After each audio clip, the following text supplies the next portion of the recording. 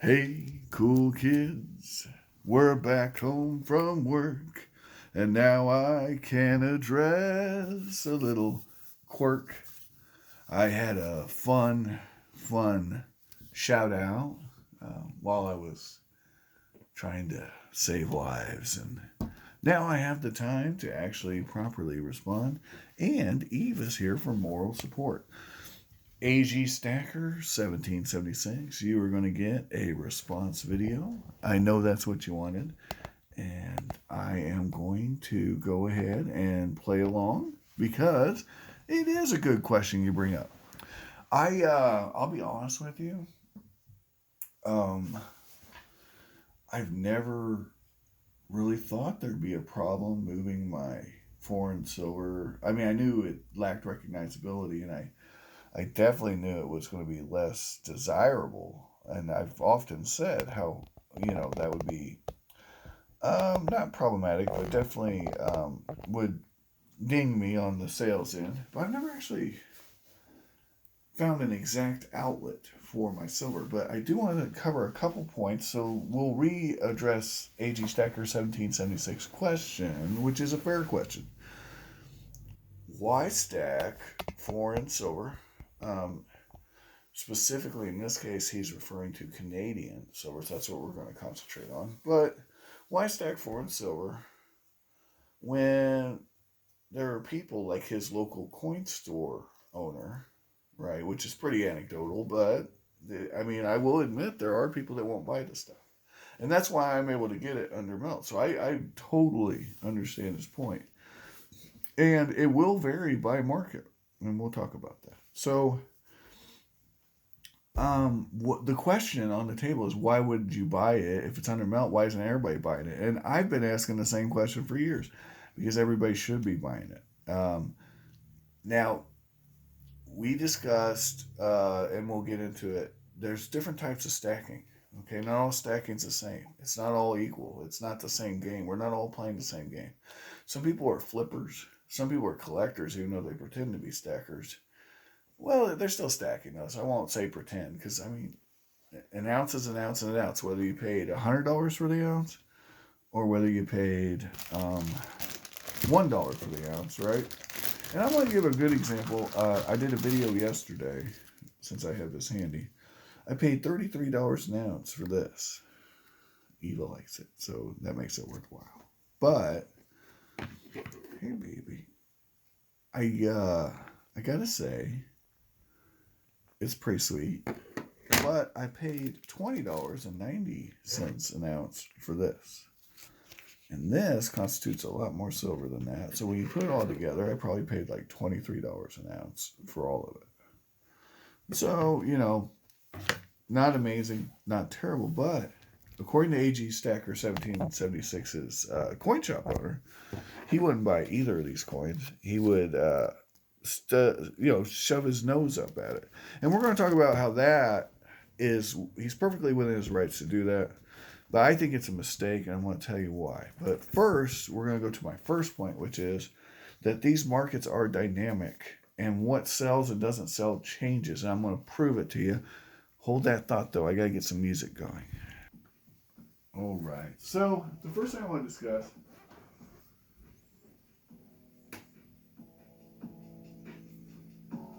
is the market of precious metals did a major shift in 1964 in the United States. And I think we all know what that shift was. However, there was a big shift prior to that shift, and that was 1857. In 1857, the following things ceased to be legal tender in the United States for the first time in nearly 100 years. Okay. Nearly 100 years, because the country wasn't quite 100 years old, but the coins I'm about to show you had been used in the United States for hundreds of years prior to that.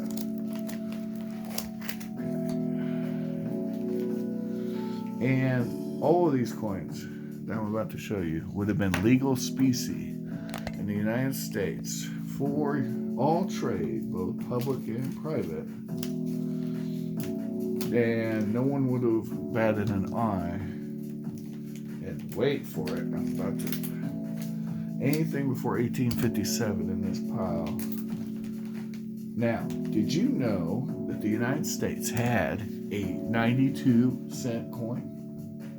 I bet you didn't know that. And it was recognized by the government as a 92-cent coin. Yeah.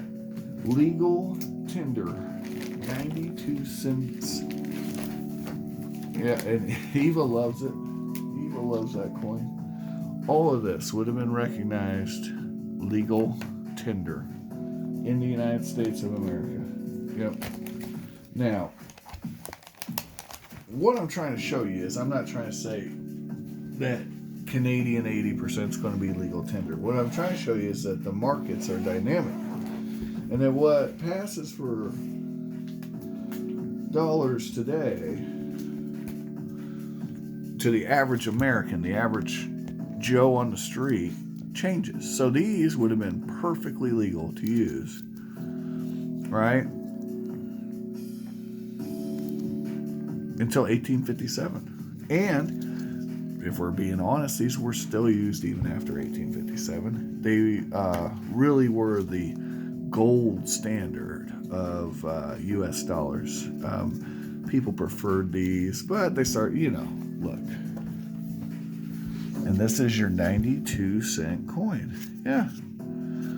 More likely to see something like this, right? But these coins were recognized as legal tender, right, until 1857. So these are U.S. current. These are legal U.S. coins. People would go to the store, use this, right? So this would be like 3 days' pay, right? And this one's been counter stamped. You see that in English. So hold on. This is, actually really cool. So this is actually counter stamped in 1861 by F.M. Gilbert. Does that sound French to you?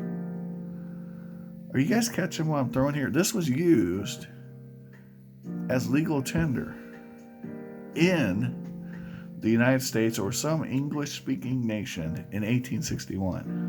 After 1857, because guess what? The U.S. government was going to tell these people that they couldn't use their money. And this is real money. Okay, that's the other thing. Real money, not currency, not fiat. So, why? Because it's silver. So, that'll stop that point. We'll stop that point right there. That's point one. The point one is it's a dynamic market. It changes, and what is recognized by the people changes. So, in this instance, okay, in this context, AGstacker1776 is absolutely right. Most people have forgotten that there are other coins besides U.S. coins. It ain't 1857, so he's 100% right about that. But the thing he's missing is that if the people knew it then, they can relearn it if it becomes necessary to do so. And when would that happen? Well, I'm going to give you a scenario. Shit hits the fan. If shit hits the fan, silver is still silver, last time I checked. And so if silver ever became scarce, like truly scarce, like there was a shortage of silver, people would not care if it's 80% Canadian silver as much, or 90% US silver, or bullion, okay? Now, are we in that environment? No, but could we be? Well, you don't know. You don't know what's coming. Now, we'll go on to the next segment, which is what can we actually sell 80% Canadian junk for, and what can we buy it for? All right, now I will submit into evidence all of my videos here on YouTube to prove the point that I can buy Canadian junk consistently under melt. I picked I picked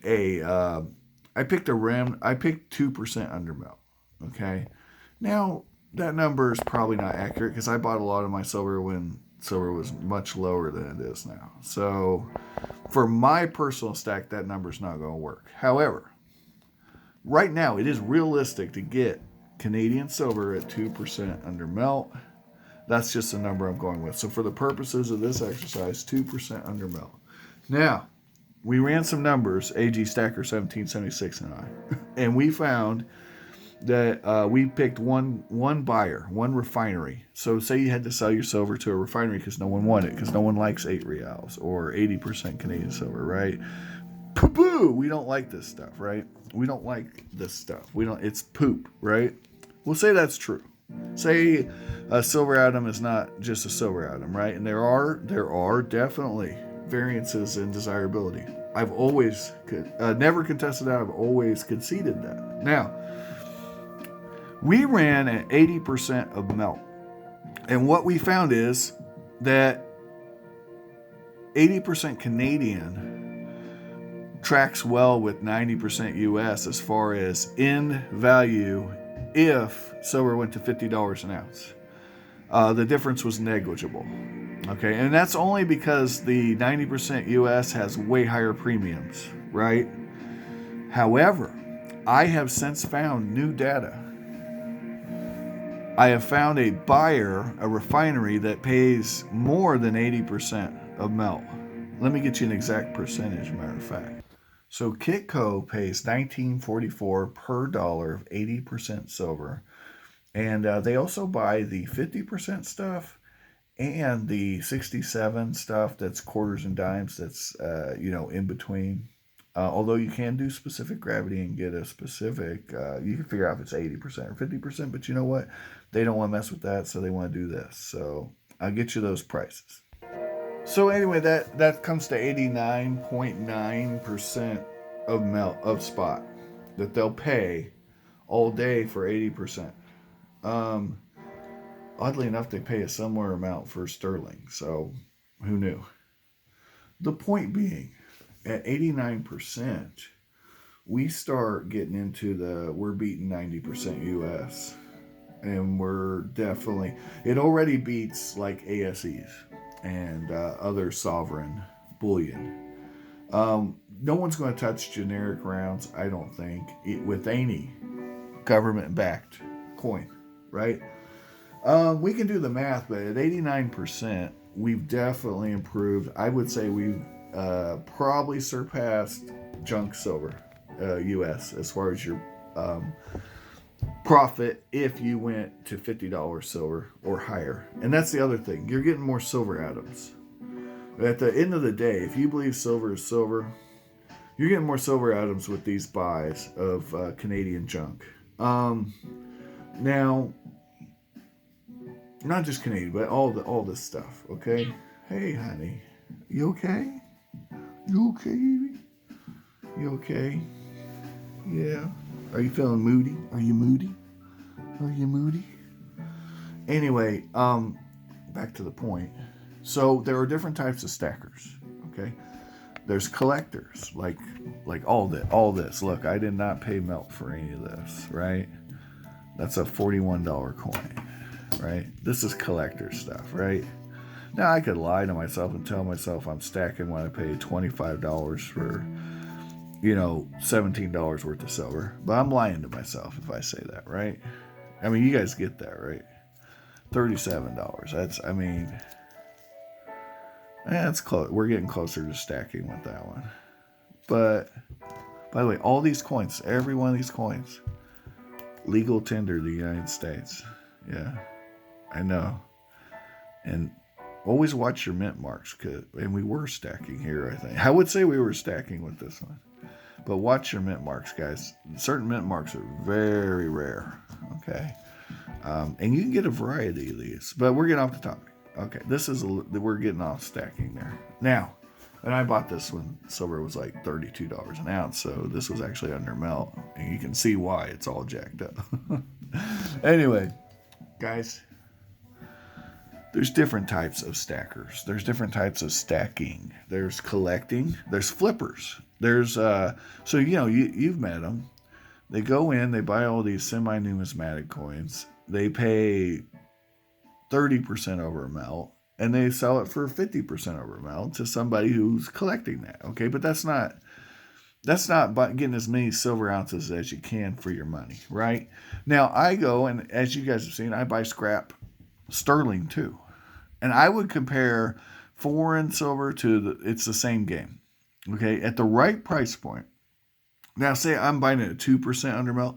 Let's say I hold off and I don't buy as much. Say I only buy it when it's 10% undermelt. I've had some lots that I've gotten recently that were well below that undermelt. And you guys can watch my videos and see.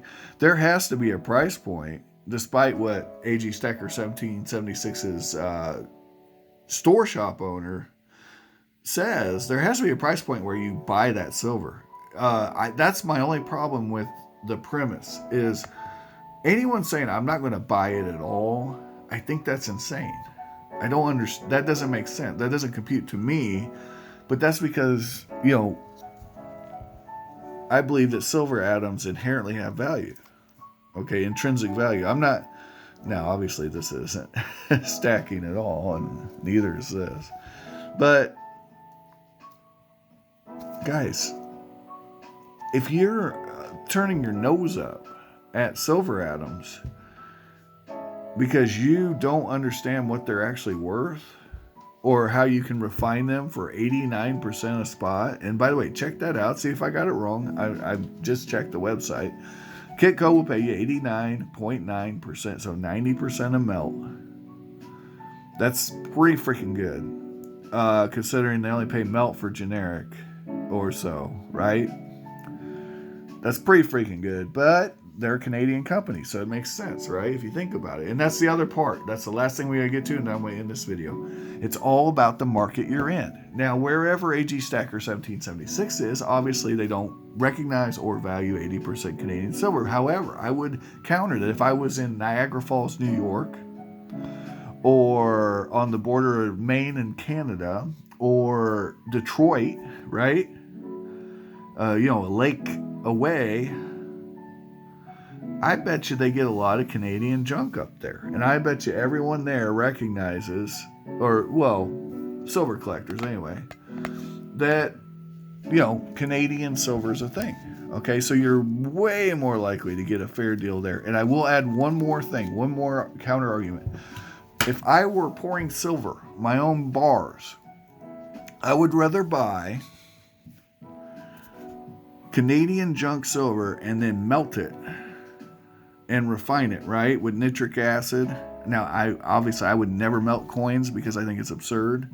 I would rather have this than poured bars. I know, sacrilege. Again, I want more atoms.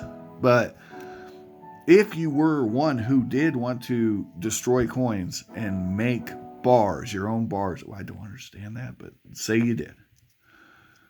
There are way worse ways to get silver than to buy Canadian junk at below melt, refine it yourself at home. There are ways to do that, and then take that pure silver and make your poured bars. Okay. But that's all I got. I will admit that it's not the most recognizable. It's not the most sought after, and that's exactly why I buy it because I believe silver is silver. I believe in getting the most ounces for my money, except when I'm doing stupid stuff like collecting counter-stamped 19 or 1824 B 5 francs with old dead kings on them, right? Thanks for watching. Have an amazing day. We'll go ahead and call this Silver University because we did do some calculations. Never mind.